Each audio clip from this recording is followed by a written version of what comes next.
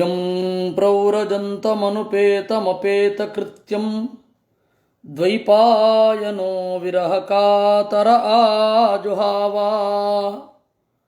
ಪುತ್ರಾ ಇತಿ ತನ್ಮಯತಯಾ ತರವೋಪಿ ನೇದುಃ ತಂ ಸರ್ವಭೂತಹೃದಯಂ ಮುನಿಮಾನತೋಸ್ಮಿ ಯಸ್ಯಾನುಭಾವಮಖಿಲಶ್ರುತಿಸಾರಮೇಕಂ ಅಧ್ಯಾತ್ಮದೀಪಮತಿತಿತೀರ್ಷತಾಂ ತಮೋಂಧಂ ಸಂಸಾರಿಣಾಂ ಕರುಣಯಾಃ ಪುರಾಣಗುಹ್ಯಂ ತಂ ವ್ಯಾಸಸೂನುಮುಪಯಾಮಿ ಗುರುಂ ಮುನೀನಾಂ ನಾರಾಯಣಂ ನಮಸ್ಕೃತ್ಯ ನರಂ ಚೈವ ನರೋತ್ತಮಂ ದೇವೀಂ ಸರಸ್ವತೀಂ ವ್ಯಾಸಂ ತತೋ ಗ್ರಂಥಮುದೀರಯೇ. ಮಾತರ್ಮೇ ಮಾತರಿಶ್ವನ್ನ ಪಿತರತುಲಗುರೋ ಭ್ರಾತರಿಷ್ಟಾಪ್ತಬಂಧೋ ಸ್ವಾಮಿನ್ ಸರ್ವಾಂತರಾತ್ಮನ್ನಜರ ಜರಯಿತರ್ಜನ್ಮ ಮೃತ್ಯಾಮಯಾನಾಂ ಗೋವಿಂದೇ ದೇಹಿ ಭಕ್ತಿಂ ಭವತಿ ಚ ಭಗವನ್ನೂರ್ಜಿತಾಂ ನಿರ್ನಿಮಿತ್ತಾಂ ನಿರ್ವ್ಯಾಜಾಂ ನಿಶ್ಚಲಾಂ ತದ್ಗುಣಗಣಬೃಹತೀಂ ಶಾಶ್ವತೀಂ ಆಶುದೇವಾ. ಸೃಷ್ಟಿಯ ಉದ್ದೇಶ ಮತ್ತು ಸೃಷ್ಟಿಯ ಅತ್ಯಂತ ಸ್ವಾಭಾವಿಕವಾದ ಕ್ರಿಯೆಗಳು. ಯಾವುದೇ ಒಂದು ವಸ್ತುವನ್ನು ತೆಗೆದುಕೊಳ್ಬೇಕಾದ್ರೆ ಕೈಯನ್ನು ಮುಂದೆ ತರಬೇಕು. ಇದನ್ನು ಯಾರೂ ಹೇಳ್ಕೊಡ್ಬೇಕಾಗಿಲ್ಲ. ಕೈಯನ್ನು ಮುಂದೆ ತರೋದು ಎಲ್ಲ ಮಕ್ಕಳು ಮಾಡ್ತಾರೆ. ಯಾವುದನ್ನು ತಗೊಳ್ಬೇಕು, ಯಾವುದನ್ನು ತಗೋಬಾರದು,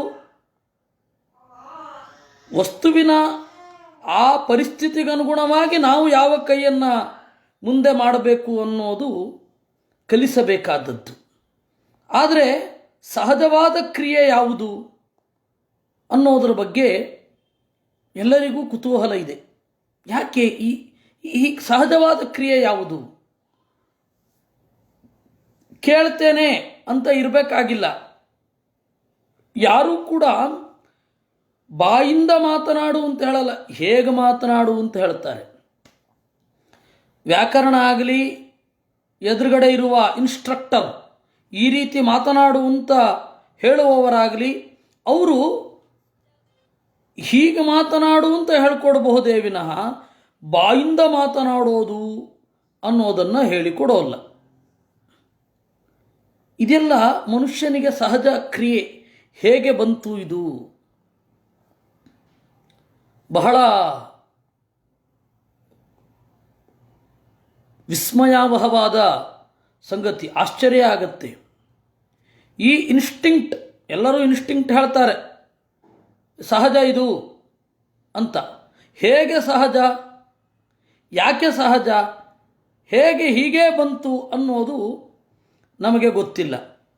ಅದನ್ನು ಭಾಗವತ 10ನೇ ಸ್ಕಂಧ 10ನೇ ಅಧ್ಯಾಯ 2ನೇ ಒಂದು ಮಂಡಲದ 2ನೇ ಸ್ಕಂಧದ 10ನೇ ಅಧ್ಯಾಯದಲ್ಲಿ ನಿರೂಪಣೆ ಮಾಡ್ತಾರೆ. ಮತ್ತು ಈ ದೇಹದ ಸ್ಟ್ರಕ್ಚರ್ ಹೀಗೆ ಯಾಕಿದೆ? ಕಣ್ಣು ಮೇಲ್ಗಡೆ ಇದೆ, ಬಾಯಿ ಕೆಳಗಡೆ ಇದೆ, ಬಾಯಿ ಕಣ್ಣುಗಳ ನಡುವೆ ಮೂಗಿನ ಹೊರಳೆಗಳಿವೆ. ಇದು ಯಾಕೆ ಹೀಗೆ? ಇದನ್ನೆಲ್ಲ ನಮಗೆ ಭಾಗವತ ಹೇಳುತ್ತೆ. ಅಂದರೆ ದೇವರ ಮಹಿಮೆಯನ್ನು ಅನುಸಂಧಾನ ಮಾಡಲಿಕ್ಕೆ ಇದು ಬೇಕು. ಅದನ್ನೇ ಹೇಳಿದ್ದು, ದಶಮಸ್ಯ ವಿಶುದ್ಧ್ಯರ್ಥಂ ನವಾನಾಮಿಹ ಲಕ್ಷಣಂ ಅಂತ. ಈ 9 ಅತ್ರ ಸರ್ಗೋ ವಿಸರ್ಗಶ್ಚ ಸ್ಥಾನಂ ಪೋಷಣಂ ಊತಯಃ ಮನ್ವಂತರೇ ಶಾನುಕಥಾ ನಿರೋಧ ಮುಕ್ತಿ, ಈ 9 ಇದನ್ನು ದಶಮಸ್ಯ ವಿಶುದ್ಧ್ಯರ್ಥಂ, ದೇವರನ್ನು ತಿಳ್ಕೊಳ್ಬೇಕು ಅಂತ ಈ ಸೃಷ್ಟಿಯ ಪ್ರಕ್ರಿಯೆ ಎಲ್ಲವನ್ನು ಹೇಳ್ತಾರೆ. ಜಗತ್ತೆಲ್ಲ ಇರೋದು ದೇವರನ್ನು ತಿಳ್ಕೊಳ್ಳಿಕ್ಕಾಗಿಯೇ ವಿನಃ ದೇವರಿರೋದು ಜಗತ್ತನ್ನು ತಿಳ್ಕೊಳ್ಳಿಕ್ಕಾಗಿ ಅಲ್ಲ. ಈ ಹಿನ್ನೆಲೆಯಲ್ಲಿ ನಮ್ಮ ದೇಹ ಯಾಕೆ ಹೀಗಿದೆ, ನಮ್ಮನ್ನು ನಾವು ಯಾಕೆ ಹೀಗೆ ನೋಡಬೇಕಿದೆ, ನಾವು ಉಲ್ಟಾ ಯಾಕೆ ಮಾಡಲಿಕ್ಕಾಗಲ್ಲ? ಮಾಡ್ತಾರೆ. ಈಗ ಉಲ್ಟಾ ಮಾಡಬಹುದು, ತೀರಾ ಉಲ್ಟಾ ಮಾಡಲಿಕ್ಕಾಗಲ್ಲ.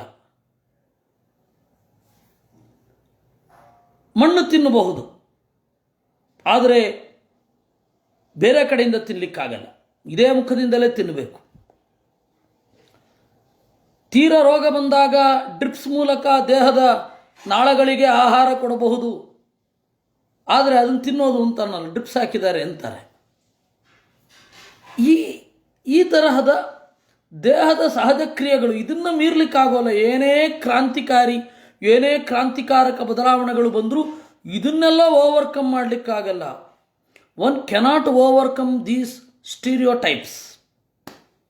One cannot be different from these all things. ಇದು ಎಲ್ಲವನ್ನೂ ಮೀರಿ ಒಬ್ಬ ನಿಲ್ಲಕ್ಕಾಗೋಲ್ಲ. ಯಾಕೆ ಇದು ಹೀಗೆ? ಅದನ್ನು ನಿರೂಪಣೆ ಮಾಡ್ತಾರೆ. ಪ್ರಾಣೇನ ಕ್ಷಿಪತಾ ಕ್ಷುತ್ರುಡಂತರಾಜಾಯತೆ ವಿಭೋ ಪಿಪಾಸತೋ ಜಕ್ಷತಶ್ಚ ಪ್ರಾಂಗುಖಂ ನಿರಭಿದ್ಯತ. ಈ ಶರೀರ ಏನಿದೆ, ಈ ಅಧಿದೈವ, ಅಧ್ಯಾತ್ಮ, ಅಧಿಭೂತ ಅಂತ ಹೇಳಿ ಸೃಷ್ಟಿಯಲ್ಲಿ 3 ಪ್ರಧಾನವಾದ ಭಾಗಗಳು. ಇದು ದೇಹದ ಒಳಗಡೆ ಹೇಗೆ ಕೆಲಸ ಮಾಡುತ್ತೆ ಅನ್ನೋದನ್ನು ನಾವು ನೋಡಬೇಕಿದೆ. ನಮ್ಮನ್ನು ಅರ್ಥ ಮಾಡಿಕೊಳ್ಬೇಕಾದ್ರೆ ಇವು 3 ತಿಳ್ಕೊಳ್ಬೇಕು.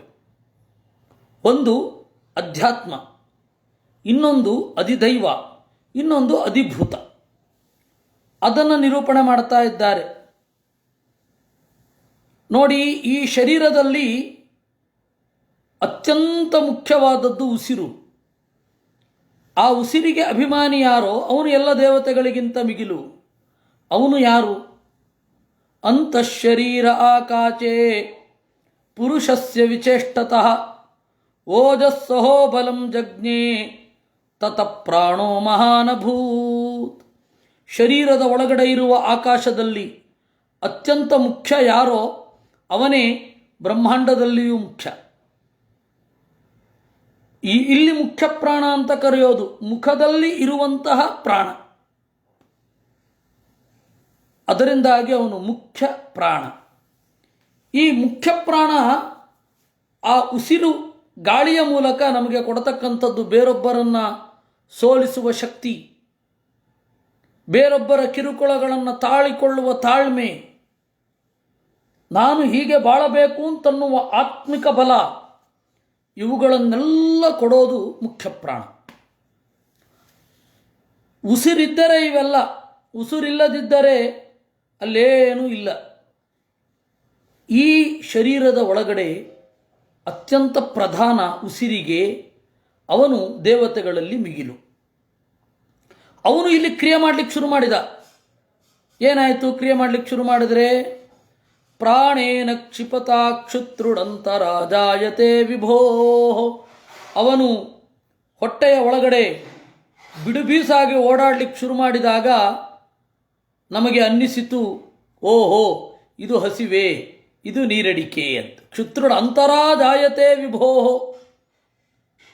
ಪ್ರಾಣ ಇಲ್ಲಿ ಚೆನ್ನಾಗಿ ಓಡಾಡ್ತಾ ಇದ್ದಾಗ ಕ್ಷುತ್ ತೃಟ್, ನೀರಡಿಕೆ ಮತ್ತು ಹಸಿವು.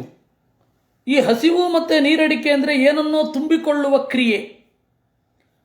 ಹಸಿವು ಮತ್ತು ನೀರಡಿಕೆ ಅನ್ನೋದು ತುಂಬಿಕೊಳ್ಳಬೇಕು, ತುಂಬುವ ಅಗತ್ಯ ಇದೆ ಅನ್ನೋದನ್ನು ನಮಗೆ ಕನ್ವಿನ್ಸ್ ಮಾಡತಕ್ಕಂತಹ ಶಕ್ತಿಯನ್ನು ಹೊಂದಿವೆ. ತುಂಬಿಕೊಳ್ಳಬೇಕು ಅನ್ನೋದನ್ನು ನಾವು ತುಂಬಿಕೊಳ್ತೇವೆ. ಆದರೆ ಯಾಕೆ ತುಂಬಿಕೊಳ್ಳಬೇಕು, ಯಾರ ತಿರುಗಾಟದಿಂದ ಈ ಕೊರತೆ ಉಂಟಾಗಿದೆ ಅನ್ನೋದನ್ನು ನಾವು ನೋಡಿದಾಗ, ಓ ಪ್ರಾಣನ ಓಡಾಟ ಇದು ಅಂತ ಆಗುತ್ತೆ. ಅನುಪ್ರಾಣಂತಿ ಯಂ ಪ್ರಾಣಾಃ ಪ್ರಾಣಂತಂ ಸರ್ವಜಂತುಷು ಅಪಾನಂತಮಪಾನಂತಿ ನರದೇವಮಿವಾನುಗಾಃ. ಈ ಹೊಟ್ಟೆಯ ಒಳಗಡೆ ಖಾಲಿಯಾದ ಜಾಗದಲ್ಲಿ ಓಡಾಡಿದಾಗ ಕೊರತೆಯ ಅರಿವಾಗಿ ತುಂಬಿಕೊಳ್ಳೋದಕ್ಕಾಗಿ ಆಹಾರವನ್ನು ತಿಂತೇವೆ. ಆ ಆಹಾರ ತಿಂದದ್ದು ಜಾಸ್ತಿಯಾಗಿ ಅದು ಮಲ ಅಂತ ಹೊರಗಡೆ ಹೋಗುವಾಗ ನಾವು ಕುಡಿದ ನೀರಿನ ಅಂಶ ಜಾಸ್ತಿಯಾಗಿ ಅದು ಹೊರಗಡೆ ಹೋಗುವಾಗ ಮೂತ್ರವಾಗಿ ಮತ್ತೆ ಅದೇ ಪ್ರಾಣನೇ ಓಡಾಡಬೇಕು. ಅವನು ಓಡಾಟ ಇಲ್ಲದಿದ್ದರೆ ನಾವು ಉಸಿರುಗಟ್ಟು ಸಾಯುತ್ತೇವೆ. ಇದನ್ನು ಗಮನದಲ್ಲಿಟ್ಟುಕೊಳ್ಳಿ. ಎಲ್ಲ ಇಂದ್ರಿಯಗಳು ಕೂಡ ಈ ಉಸಿರಿನ ಮೇಲೆ ನಿಂತಿವೆ. ಅದರಿಂದಾಗಿ ಪ್ರಾಣ ದೇವೋತ್ತಮ ಅಂತ ಚಿಂತಿಸಿ. ಇದು ಆಗುವ ಕ್ರಿಯೆ. ಇದಕ್ಕನುಗುಣವಾಗಿ ಪಿಪಾಸತೋ ಜಕ್ಷತಶ್ಚ ಪ್ರಾಂಗುಖಂ ನಿರಭಿದ್ಯತ.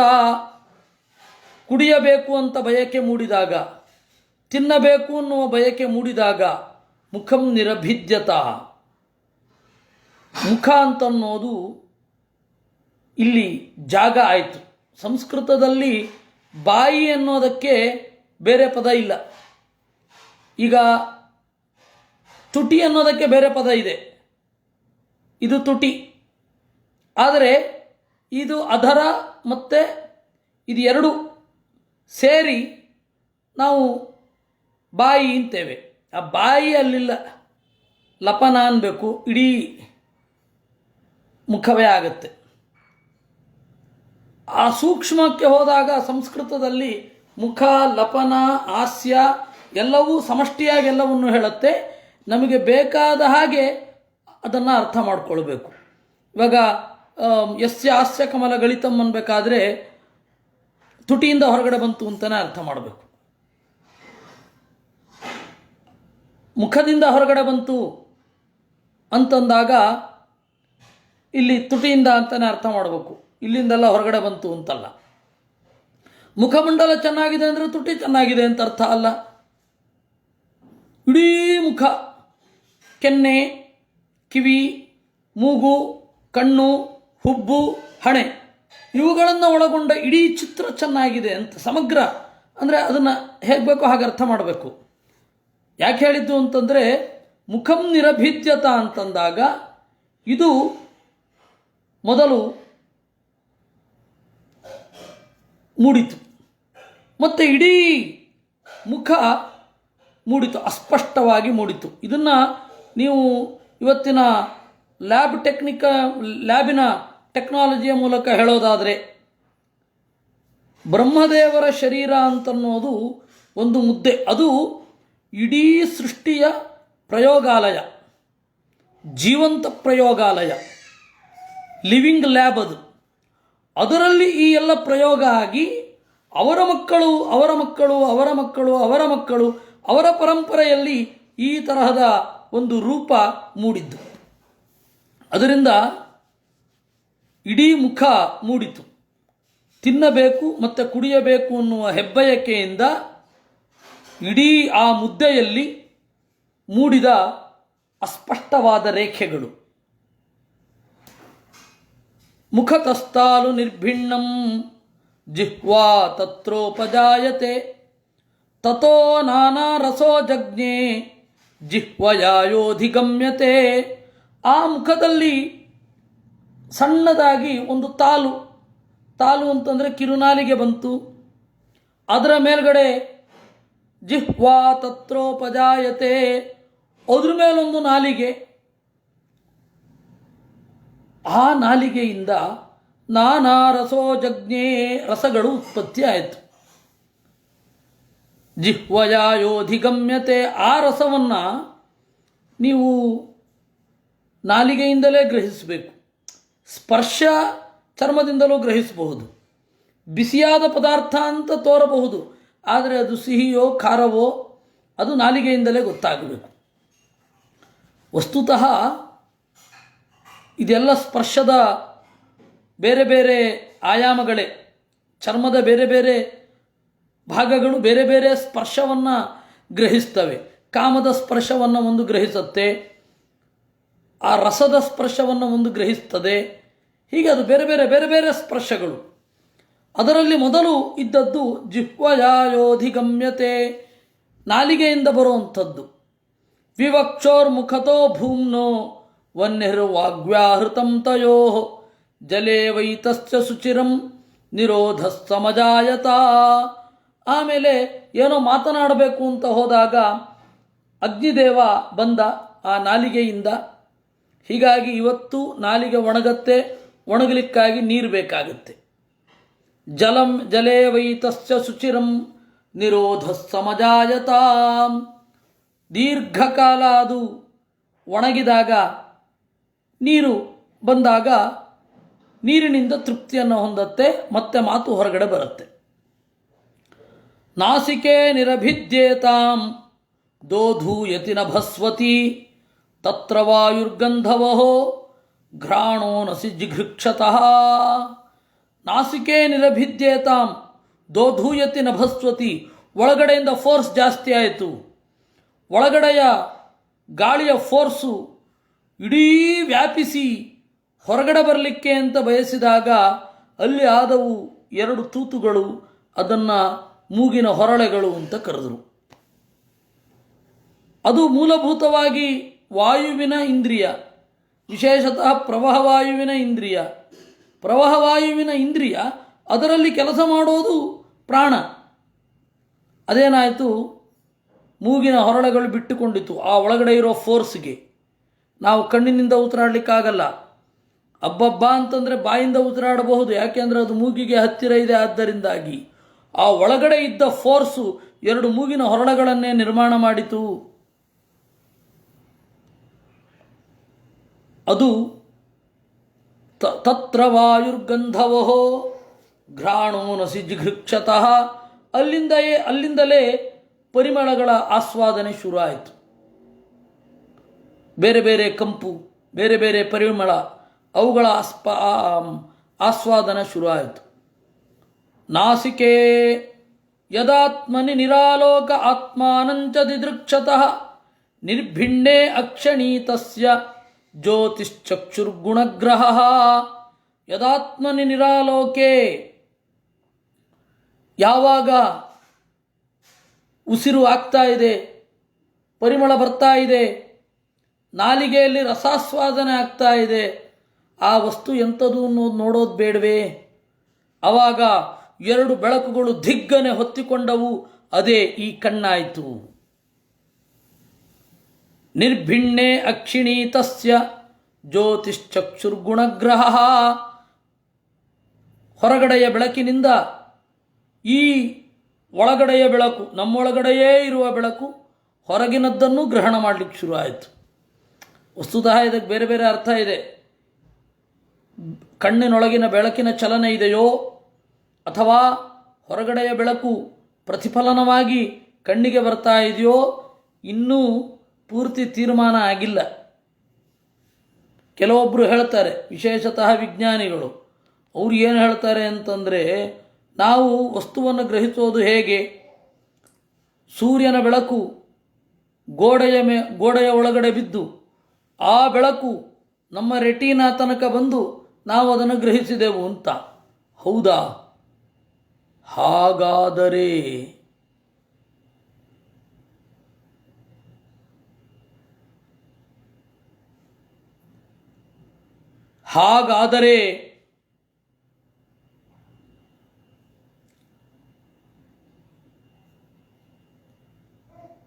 ಗೋಡೆಯಲ್ಲಿರುವ ಪ್ರತಿಯೊಂದು ಅಣುಗಳ ಅರಿವು ನಮಗೆ ಬರಬೇಕಾಗತ್ತೆ.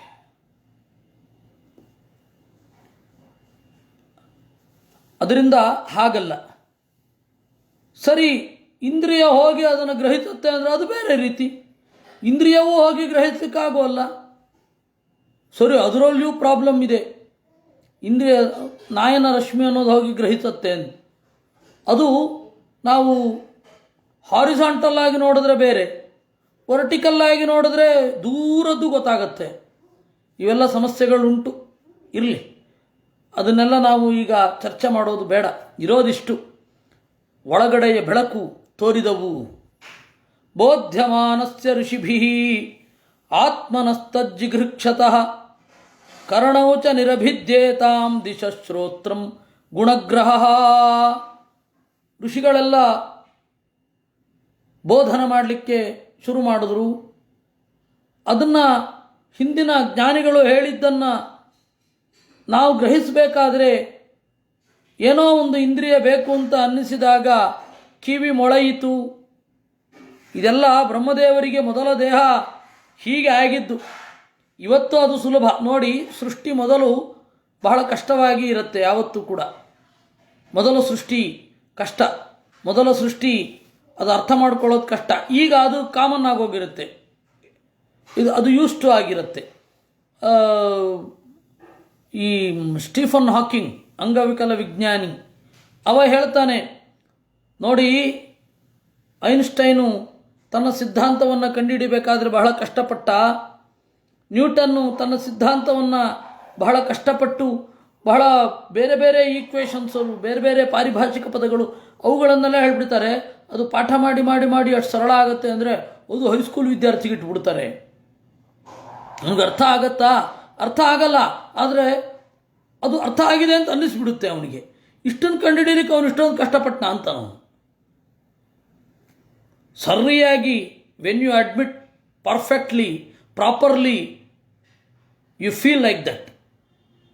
ಈಗ ಹೌದಾ ಅಂತ ಅದು ಹೇಳಿ ಹೇಳಿ ಹೇಳಿ ಹೇಳಿ ಹರ್ಡ್ ಇಮ್ಯುನಿಟಿ ಇದ್ದಾಗೆ ಹರ್ಡ್ ಸ್ಕಾಲರಿ ಬಂದ್ಬಿಡತ್ತೆ. ಕೇಳಿ ಕೇಳಿ ಅದರ ಆಳಕ್ಕೆ ಇದ್ದು ಅನುಭವಿಸಿ ಅದು ಅದ್ಭುತ ಅಂತ ಅನಿಸೋಲ್ಲ ಎಷ್ಟೋ ಬಾರಿ. ಅದರಿಂದಾಗಿ ಮೊದಲು ಸೃಷ್ಟಿಯಾಗಿದ್ದನ್ನು ಇದನ್ನು ಹೇಳಿದರೆ ಇದೇನಿದು ಅಂತ ಒಮ್ಮೆ ಅನಿಸುತ್ತೆ. ಮೊದಲು ಆಗಿದ್ದು ಹೀಗೆ. ವಸ್ತುನೋ ಮೃದು ಕಾಠಿನ್ಯ ಲಘುಗುರು ಉಷ್ಣ ಶೀತತಾಂ ಜಿಗೃಕ್ಷತಸ್ತ್ವಂ ನಿರ್ಭಿಣ್ಣ ತಸ್ಯಾಂ ರೋಮಮಹೀರುಹಾ ತತ್ರ ಚಾಂತರ್ಬಹಿರ್ವಾತಸ್ತ್ವಚಾ ಲಬ್ಧಗುಣಾವೃತಃ. ವಸ್ತುವಿನ ಮಾರ್ಧವ, ಮಿದುತನ, ಕಾಠಿನ್ಯ, ಹಗುರವಾಗಿರೋದು, ಭಾರವಾಗಿರೋದು, ಬಿಸಿಯಾಗಿರೋದು, ತಣ್ಣಗಿರೋದು, ಇದನ್ನು ಗ್ರಹಿಸಲಿಕ್ಕೆ ಚರ್ಮ ಅಂತನ್ನೋದು ಬಂತು. ಆಮೇಲೆ ಬ್ರಹ್ಮದೇವರ ಆ ಒಂದು ಚರ್ಮದಿಂದಲೇ ರೋಮ ಮಹೀರುಹಾಹ, ರೋಮದಂತೆ ಮಹೀರುಹಗಳು ಮರಗಳೆಲ್ಲ ಬೆಳೆದವು. ಬ್ರಹ್ಮದೇವರ ಸೃಷ್ಟಿ ಪಿಂಡಾಂಡ ಬ್ರಹ್ಮಾಂಡಗಳಲ್ಲಿ ಐಕರೂಪ್ಯದಿಂದ ಕೂಡಿರುತ್ತೆ. ನಮ್ಗೆ ಹಾಗಾಗಲ್ಲ, ಬ್ರಹ್ಮದೇವರ ದೇಹಕ್ಕೆ ಹಾಗಾಯಿತು. ಒಂದು ದೊಡ್ಡ ಮುದ್ದೆ, ಆ ಮುದ್ದೆಗೆ ಈ ತರಹದ್ದು ಅವರ ಒಳಗಡೆಯ ಬಯಕೆಯಿಂದ ದೇಹ ಅನ್ನೋದು ಈ ರೀತಿ ರೂಪ ಪಡ್ಕೊಳ್ತಾ ಹೋಯಿತು ಅಂತಂದರೆ ಅದನ್ನು ಯೋಚಿಸ್ಕೊಂಡ್ರೇ ಅಯ್ಯೋ ದೇವರೇ ಈ ತರಹ ಇತ್ತಾ, ಈ ತರಹ ಆಯ್ತಾ ಅಂತ ಅನ್ಸುತ್ತೆ. ಸುಮ್ಮನೆ ನೀವು ಅಂದುಕೊಳ್ಳಿ, ಈಗ ಒಂದು ದೊಡ್ಡ ಮುದ್ದೆ, ಅದರಲ್ಲಿ ಒಂದೊಂದೇ ಅಂಗಗಳು ಮೊಳಿತಾ ಹೋಗುತ್ತೆ. ಯಾಕೆಂದರೆ ಆ ಬೇಸಿಕ್ ನೀಡ್ ಹಾಗಿರುತ್ತೆ. ನಮಗೆ ಇವತ್ತು ಅದು ಕಾಮನ್ನು, ಅದು ಹೇಗಾಯಿತು ಅನ್ನೋದೇ ಗೊತ್ತಿಲ್ಲ. ಮಾತು ಹೇಗೆ ಬಂತು ಅಂತಲೇ ಯೋಚನೆ ಇಲ್ಲ. ಇಷ್ಟೆಲ್ಲ ಆಯ್ತಾ, ತರಂಗಗಳು ಏಳಬೇಕು, ಆ ತರಂಗಗಳಿಗೆ ಗಾಳಿ ಬೇಕು, ಆ ಗಾಳಿಯ ಮತ್ತು ಶಬ್ದದ ತರಂಗಗಳು ಹೊರಗಡೆ ಬರಬೇಕು, ಬೇರೆ ಬೇರೆ ರೂಪವನ್ನು ಪಡಿಬೇಕು, ವರ್ಣಾತ್ಮಕವಾಗಬೇಕು, ಧ್ವನ್ಯಾತ್ಮಕವಾಗಬೇಕು. ಅದು ಯಾವ ಎಚ್ಚರವೂ ಇಲ್ಲದೆ ಆರಾಮವಾಗಿ ಮಾತನಾಡುತ್ತೇವೆ. ಮೋಟಾರ್ ಕಾರನ್ನು ಕಂಡುಹಿಡಿದ ಹೆನ್ರಿ ಡೆಂಫ್ರಿ, ಅವನು ಕಾರ್ ಕಂಡುಹಿಡಿದಾಗೇನಿತ್ತು, ಎಷ್ಟು ಕಷ್ಟಪಟ್ಟಿದ್ದಾನೆ. ಇವತ್ತು ಆನ್ ಮಾಡುವ ಡ್ರೈವರ್ಗೆ ಅವೆಲ್ಲ ಗೊತ್ತಿರುತ್ತಾ?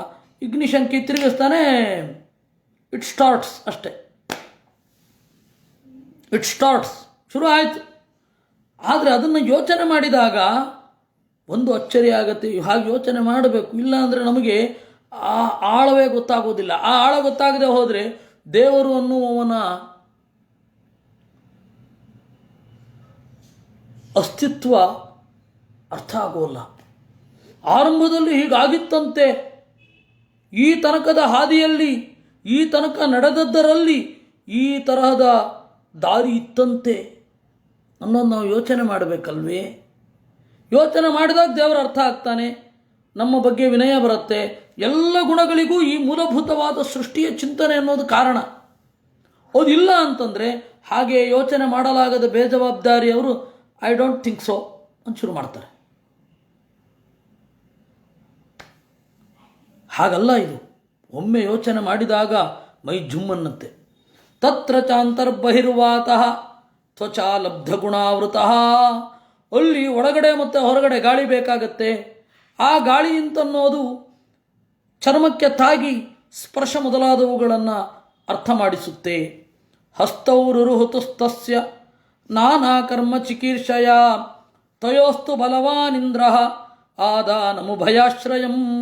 ಆಮೇಲೆ ಏನೋ ಕೆಲಸ ಮಾಡಬೇಕು ಅಂತ ಅನ್ನಿಸಿತು, ಕೈಗಳೆರಡು ಮೊಳೆತವು. ಅವುಗಳಿಗೆ ಇಂದ್ರ ಅಭಿಮಾನಿಯಾದ.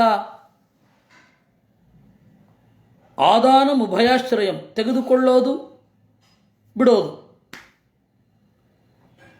ಗತಿಂ ಚಿಕೀರ್ಷತಪಾದೌ ರುರುಹಾತೇಭಿಕಾಮತಃ ಪದ್ಭ್ಯಾಂ ಯಜ್ಞಸ್ವಯಂ ಹವ್ಯಂ ಯತ್ಕರ್ಮ ಕ್ರಿಯತೆ ನೃಭಿಃ. ಆಮೇಲೇನಾಯಿತು? ಗತಿಂ ಚಿಕೀರ್ಷತಃ ನಡೆದಾಡುವ ಬಯಕೆ ಬಂತು. ಇವೆಲ್ಲ ಮನುಷ್ಯನ ಮೂಲಭೂತವಾದ ಬಯಕೆ. ಆ ಬಯಕೆ ಅನ್ನೋದು ಜಡ ಅಲ್ಲ, ಆ ಬಯಕೆ ಅನ್ನೋದು ಚೇತನ. ಚೇತನಕ್ಕೆ ಮಾತ್ರ ಆ ಬಯಕೆ ಇರೋದು. ಆ ಬಯಕೆ ಬೇರೆ ಬೇರೆ ರೀತಿಯಲ್ಲಿರುತ್ತೆ. ಅದರಿಂದಾಗಿ ಸ್ವಭಾವದ ತ್ರೈವಿಧ್ಯವನ್ನು ಒಪ್ಪಬೇಕು.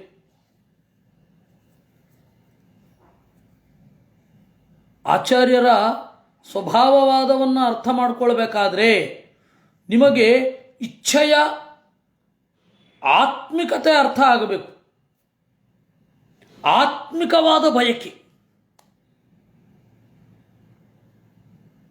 ಆತ್ಮಿಕವಾದ ಇಚ್ಛೆ ಅಂತನ್ನೋದು ಯಾವ ಸ್ವರೂಪದ್ದು ಅಂತ ಅರ್ಥ ಆಗಬೇಕು. ನೋಡಿ, ಇಲ್ಲಿ ಇನ್ನೂ ಮನಸ್ಸಿಲ್ಲ ಅಂದರೆ ನಡೆದಾಡೋದು, ಓಡೋದು, ನೋಡೋದು, ತಗೊಳ್ಳೋದು, ರುಚಿ ನೋಡೋದು, ಇವೆಲ್ಲ ಆತ್ಮಿಕವಾದ ಲೆವೆಲಲ್ಲಿ ಇರುತ್ತೆ.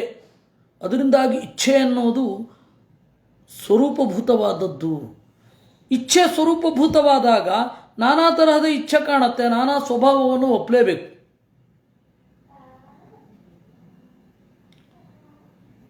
ಸ್ವಲ್ಪ ಯೋಚನೆ ಮಾಡಿದರೆ ಇದು ಗೊತ್ತಾಗುತ್ತೆ. ನಮ್ಮ ಪ್ರಭಾಕರ್ ರಾಯರು ಪ್ರಶ್ನೆ ಮಾಡ್ತಾ ಇದ್ರು,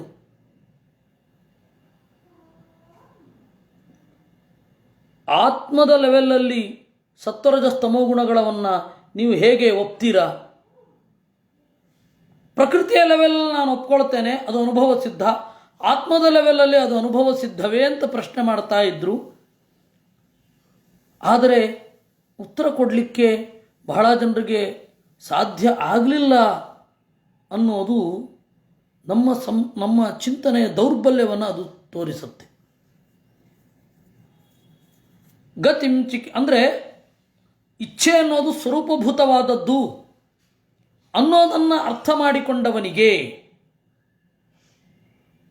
ಇಚ್ಛೆ ಅನ್ನೋದು ಸ್ವರೂಪಭೂತವಾದದ್ದು ಅಂತ ಅರ್ಥ ಮಾಡಿಕೊಂಡವನಿಗೆ ವಸ್ತು ಸ್ವರೂಪ ಸ್ವಭಾವ ವೈವಿಧ್ಯಗಳು ಗೊತ್ತಾಗ್ತಾ ಹೋಗುತ್ತೆ. ನಿರಭಿದ್ಯತ ಶಿಷ್ಣೋ ವೈ. ಆಮೇಲೆ ಆ ಬ್ರಹ್ಮದೇವರ ಪಾದದಿಂದ ಇಂದ್ರನ ಮಗ ಜಯಂತ ಬಂದ. ಆ ಜಯಂತನ ಒಳಗಡೆ ದೇವರ ವಿಶೇಷ ಸಾನ್ನಿಧ್ಯ ಯಜ್ಞ ಅಂತ.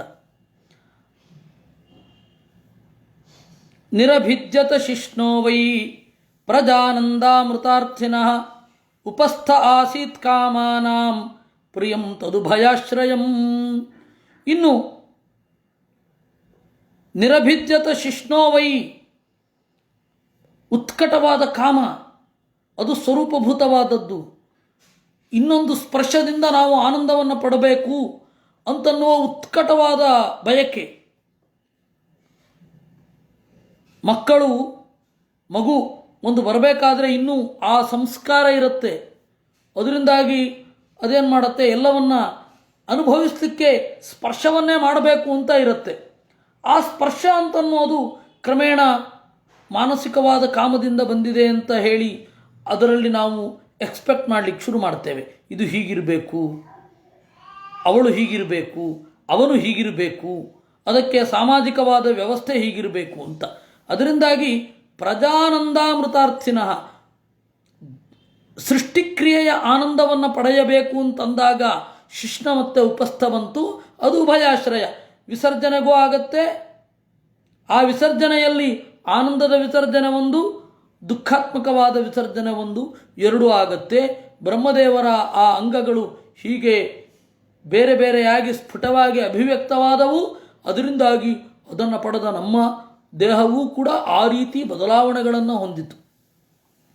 ಉತ್ಸಿ ಸೃಕ್ಷೋರ್ಧಾತುಮಲಂ ನಿರಭಿದ್ಯತ ವೈಗುದಂ ತತಪ್ಪಾಯುಸ್ತತೋ ಮಿತ್ರ ಉತ್ಸರ್ಗ ಉಭಯಾಶ್ರಯ. ಆಮೇಲೆ ಏನಾಯಿತು, ಉತ್ಸಿಸೃಕ್ಷೋ ಧಾತುಮಲಂ, ಉಂಡಿದ್ದು ಮತ್ತು ಬೇರೆ ಬೇರೆ ರೀತಿಯಾದ ಜೀರ್ಣಕ್ರಿಯೆ ಇವುಗಳೆಲ್ಲ ಆದಾಗ ಅದನ್ನು ಹೊರಗಡೆ ಬಿಡಬೇಕು. ಹಾಗೆ ಹೊರಗಡೆ ಬಿಡಬೇಕು ಅಂತ ಅನ್ನಿಸಿದಾಗ ಗುದಂ ನಿರಭಿದ್ಯತ, ಆ ಬೆನ್ನು ಹುರಿಯ ಕೆಳಗಡೆ 2 ಭಾಗ ಆಯಿತು, ಅಲ್ಲಿ ಒಂದು ರಂಧ್ರ ಉಂಟಾಯಿತು, ಅದನ್ನು ಪಾಯು ಅಂತ ಕರೀತಾರೆ. ಅದರಿಂದಲೇ ಮಿತ್ರ ಬಂದ, ಪಾಯುವಿಂದ್ರಿಯ, ಅದರ ಅಭಿಮಾನಿ ಮಿತ್ರ, ಅವನು ಉಭಯಾಶ್ರಯ. ಅಲ್ಲಿ ಎಲ್ಲ ಆ ಬ್ರಹ್ಮದೇವರ ದೇಹ ಎರಡಕ್ಕೂ ಅಭಿಮಾನಿಯಾದ ದೇವತೆಗಳಿಗೂ ಆಶ್ರಯ, ಆ ಇಂದ್ರಿಯ ಕ್ರಿಯೆಗೂ ಆಶ್ರಯ, ಎರಡೂ ಆಗುತ್ತೆ. ಬ್ರಹ್ಮದೇವರು ಮೊದಲು ಮಲವಿಸರ್ಗ ಮಾಡಿ ತೋರಿಸಿದ್ದು ಅಲ್ಲ. ಬ್ರಹ್ಮದೇವರು ಮಲವಿಸರ್ಗ ಮಾಡಿ ಜಗತ್ತಿಗೆ ತೋರಿಸ್ಬೇಕಾಯಿತು ಅಂತಂದರೆ ಮೊದಲ ಕ್ರಿಯೆ ಅವ್ರದ್ದು, ಎಲ್ಲದಕ್ಕೂ ಮೊದಲ ಕ್ರಿಯೆ ಅವ್ರದ್ದು ಮಲವಿಸರ್ಜನೆ ಅಂತನ್ನೋದು. ಆ ಮಲವಿಸರ್ಜನೆ ಅಂತನ್ನುವ ಕ್ರಿಯೆ ಬ್ರಹ್ಮದೇವರಿಗೆ ಅಲ್ಲ, ಮುಂದಿನವರಿಗೆ ನೋಡಪ್ಪ ಈ ತರಹ ಮಾಡಿ ಅಂತ ಹೇಳಬಹುದು. ತಂದೆಯೋ ತಾಯಿಯೋ ಮಕ್ಕಳಿಗೆ ಹೀಗೆ ಕೂತ್ಕೊಳ್ಬೇಕು, ಕುಕ್ಕರ್ ಗಾಲಿನಲ್ಲಿಯೋ ಅಥವಾ ಇನ್ನು ಹೇಗೋ ಕೂತ್ಕೊಳ್ಬೇಕು ಅಂತ ತೋರಿಸ್ತಾರೆ. ಆ ರೀತಿ ಬ್ರಹ್ಮದೇವರು ತೋರಿಸ್ಬೇಕು ಅಂದರೆ ಅವ್ರಿಗೂ ಇರಬೇಕು ಅಂತ ಆಯ್ತಲ್ಲ. ಅದಕ್ಕೆ ಮಧ್ವರು ವ್ಯಾಖ್ಯಾನ ಬರೆದ್ರು, ಮಲಾಧಿಕಂ ಕದಾಚಿತ್ತು ಬ್ರಹ್ಮಾಲೋಕಾಭಿಪತ್ತಯೇ ಆತ್ಮನೋ ನಿರ್ಮಮೇ ಕಾಮಾತ್ ಸರ್ವೇಚಾಮಭವತ್ತತಃ. ವಸ್ತುತಃ ಬ್ರಹ್ಮದೇವರಿಗೆ ಮಲವಿಸರ್ಜನೆ ಮಾಡುವಂತಹ ಒತ್ತಡಗಳು ಸಮಸ್ಯೆಗಳು ಇಲ್ಲ. ಯಾಕೆ ಅಂದರೆ ಮಲವಿಸರ್ಗ ಯಾವುದರಿಂದ ಆಗ್ತದೆ? ನಾವು ತಿನ್ನುವ ಆಹಾರದಲ್ಲಿ ಸತ್ವಗುಣ, ರಜೋಗುಣ, ತಮೋಗುಣ 3 ಇರುತ್ತೆ. ಅದರಲ್ಲಿ ಸತ್ವ ಅಂತನ್ನೋದು ಮನಸ್ಸಾಗಿ ಪರಿಣಾಮವನ್ನು ಹೊಂದುತ್ತೆ, ತಮೋಗುಣ ಅಂತನ್ನೋದು ಮಲವಾಗಿ ಪರಿಣಾಮ ಹೊಂದುತ್ತೆ. ಆ ಆಹಾರದಲ್ಲಿರತಕ್ಕಂತಹ ರಜೋಗುಣ ಅಂತನ್ನೋದು ರಕ್ತವಾಗಿ ಮಾಂಸವಾಗಿ ಪರಿವರ್ತನೆ ಹೊಂದುತ್ತೆ ಅಂತ ನಮಗೆ ಈಗ ಇರತಕ್ಕಂತಹ ಅರಿವು. ಅಂದರೆ ಇದನ್ನೇ ಸ್ಥೂಲವಾದದ್ದು ಮಲವಾಗತ್ತೆ, ಮಧ್ಯಮವಾದದ್ದು ರಕ್ತವೋ ಮಾಂಸವೋ ಆಗ್ತದೆ, ಅತ್ಯಂತ ಉತ್ತಮ ಎಸೆನ್ಸ್ ಏನಿದೆ ಅದು ಮನಸ್ಸಾಗಿ ಪರಿಣಾಮವನ್ನು ಹೊಂದುತ್ತೆ ಅಂತ ಹೇಳ್ತಾರೆ. ಬ್ರಹ್ಮದೇವರಿಗೆ ಈ ಆಹಾರ ಏನಿದೆ ಅದನ್ನು ಕೇವಲ ಸತ್ವವನ್ನು ಸ್ವೀಕರಿಸುವ ಶಕ್ತಿ ಇರುತ್ತೆ, ಅವರಿಗೆ ಇದು ಬೇಕೇ ಆಗಿಲ್ಲ. ಮತ್ತು ಹಸಿವು ಮತ್ತು ನೀರಡಿಕೆಗಳಿಗೆ ಅಭಿಮಾನಿ ಯಾರು? ಮುಖ್ಯ ಪ್ರಾಣ. ಆ ಮುಖ್ಯ ಪ್ರಾಣ ಅವ್ರಿಗೇನು ತೊಂದರೆ ಕೊಡೋಲ್ಲ.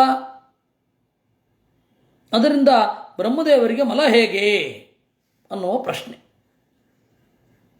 ಸಾಮಾನ್ಯ ದೇವತೆಗಳಿಗಿರಲ್ಲ, ಕೆಲವೊಬ್ಬರು ಋಷಿಗಳಿಗಿರಲ್ಲ. ಕೆಲವೊಬ್ಬರು ಋಷಿಗಳಿಗೆ ಆ ಆಹಾರ ಬೇಕು ಅಂತ ಹೇಳಿ ಇರಲ್ಲ, ಕೇವಲ ಬೆಳಕನ್ನು ಆಹಾರವಾಗಿ ಸ್ವೀಕಾರ ಮಾಡುವವರು ಹೀಗೆಲ್ಲ ಇರ್ತಾರೆ. ರಶ್ಮಿಪರು ಅಂತ ರಾಮಾಯಣದಲ್ಲೆಲ್ಲ ಅವ್ರ ಬಗ್ಗೆ ಹೇಳ್ತಾರೆ. ವಾರಿಪರು ಕೇವಲ ನೀರು ಕುಡಿಯುವವರು. ಅವಾಗ ಸೋಮವನ್ನು ಕುಡಿತಾ ಇದ್ದರು, ಊಟವೇ ಮಾಡ್ತಾ ಇರಲಿಲ್ಲ. ಅವಾಗ ಊಟ ಅಪರೂಪ, ಊಟ ಅನ್ನೋದು ಅಪರೂಪ. ಯಾವಾಗಲೂ ಪ್ರತಿ ದಿವಸ ಮಾಡಿಕೊಂಡೇನು ತಿಂತಾ ಇರಲಿಲ್ಲ ಬ್ರಾಹ್ಮಣರು. ಯಾವುದಾದ್ರೊಂದು ಯಜ್ಞಕ್ರಿಯೆಯಲ್ಲಿಯೋ ಅಥವಾ ಯಾವುದೋ ಒಬ್ಬ ರಾಜ ತನ್ನ ಮಗಳ ಮದುವೆಗೋ ಅನ್ನ ಮಾಡಿಸಿದ್ರೆ ಹೋಗೋರು. ಈಗಿನ ತರಹ ಪ್ರತಿ ದಿವಸ ಊಟ ಮಾಡ್ತಾ ಇರಲಿಲ್ಲ ಅಂತ ನಮ್ಗೆ ಗೊತ್ತಾಗುತ್ತೆ. ಅಂದರೆ ಬ್ರಾಹ್ಮಣರು ಹಾಲು ಕುಡಿದುಕೊಂಡು ಅಥವಾ ಅಲ್ಲಿ ಹಣ್ಣು ತಿಂದು ಹಾಗೆ ಮಾಡ್ತಾ ಇದ್ದರು. ಇದು ನಾವು ಮಹಾಭಾರತವನ್ನು, ರಾಮಾಯಣವನ್ನು, ಪುರಾಣಗಳನ್ನು ಸೂಕ್ಷ್ಮವಾಗಿ ಗಮನಿಸಿದರೆ ಅದು ಗೊತ್ತಾಗುತ್ತೆ.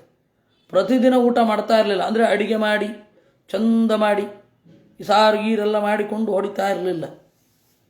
ಏಕೆಂದರೆ ಪ್ರಾಯ ಹೀಗೆ ಅನಿಸಿತ್ತೋ ಏನೋ, 3 ಗಂಟೆ ಅಡಿಗೆ ಮಾಡಲಿಕ್ಕೆ ಶ್ರಮ ಪಡಬೇಕು, 10 ನಿಮಿಷದ ಊಟ. ಹಬ್ಬಬ್ಬ ಅಂದರೆ 20 ನಿಮಿಷದ ಊಟ, ಆಮೇಲೆ ಮುಗೀತು.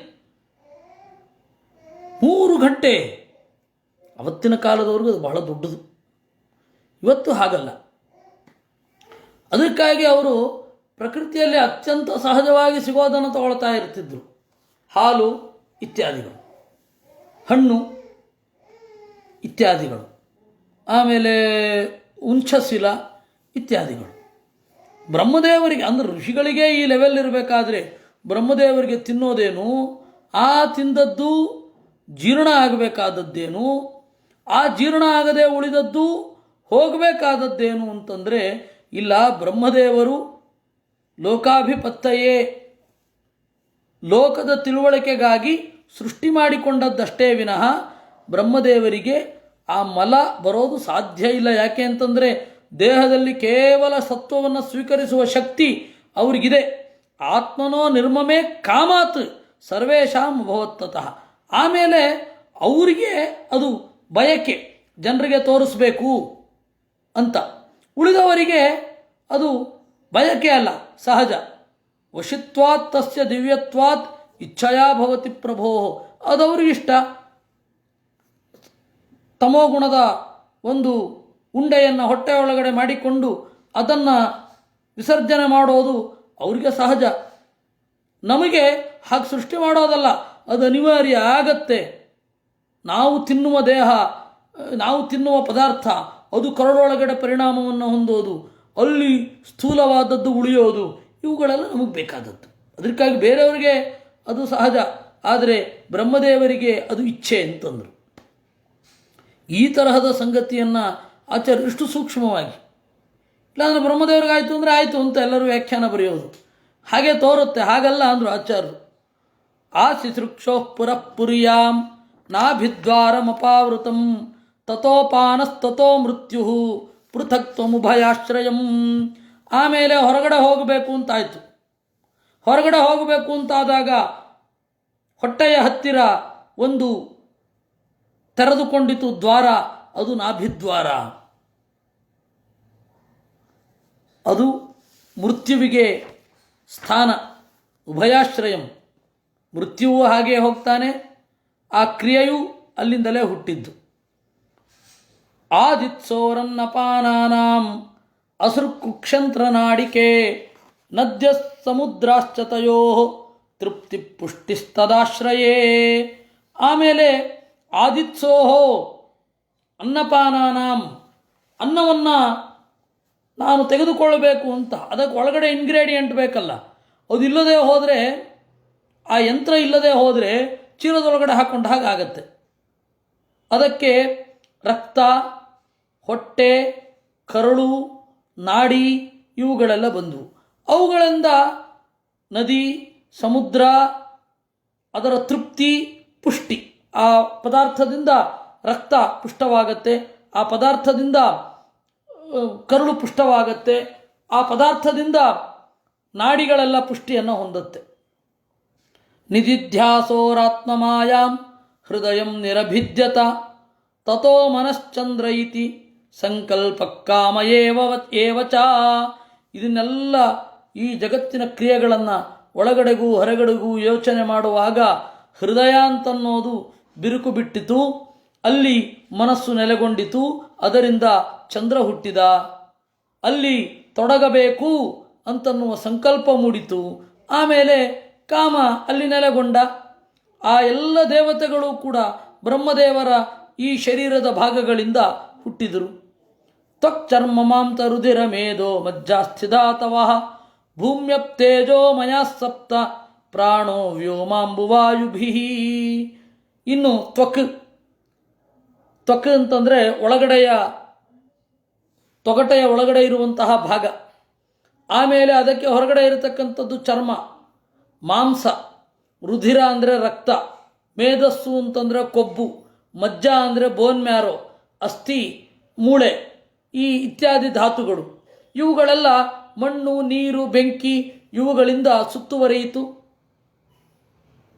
ಆಮೇಲೆ ವ್ಯೋಮಾಂಬು ವಾಯುಭಿ, ಅದಕ್ಕೆ ಒಂದು ಜಾಗ ಬೇಕಾಯಿತು. ಆಗಸ, ಗಾಳಿ ಓಡಾಡಲಿಕ್ಕೆ ಜಾಗ. ಗುಣಾತ್ಮಕಾನೀಂದ್ರಿಯಾಣಿ ಭೂತಾದಿಪ್ರಭವಾ ಗುಣಾ ಮನಸ್ತರ್ವ ವಿಕಾರಾತ್ಮ ಬುದ್ಧಿರ್ವಿಜ್ಞಾನರೂಪಿಣಿ. ಗುಣಾತ್ಮಕಾನಿ ಇಂದ್ರಿಯಾಣಿ, ಈ ಎಲ್ಲ ಇಂದ್ರಿಯಗಳು ಗುಣಾತ್ಮಕ. ಆಮೇಲೆ ಭೂತಾದಿ ಪ್ರಭವಾ ಗುಣಾ, ಪಂಚಭೂತಗಳು, ಅವುಗಳಿಂದಾದ ಗುಣಗಳು, ಎಲ್ಲ ವಿಕಾರಗಳ ನೆಲೆಯಾದ ಮನಸ್ಸು,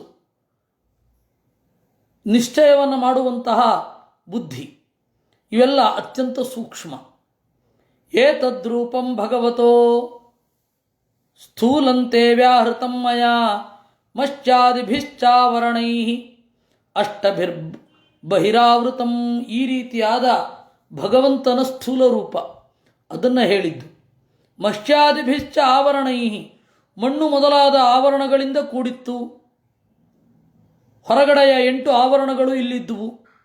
ಅದಕ್ಕೆ ಹೇಳಿದ್ರು ಸ್ಥೂಲಂ ಭಗವತೋ ರೂಪಂ ಬ್ರಹ್ಮದೇಹ ಉದಾಹೃತ. ದೇವರ ಸ್ಥೂಲ ರೂಪ ಇದು ಅಂದ್ಬಿಟ್ರು. ಈ ದೇವರ ಸ್ಥೂಲ ರೂಪವನ್ನು ನಾನು ಹೇಳಿದ್ದೇನೆ ಅಂತ ಶುಕಾಚಾರ್ಯರ ಮಾತು.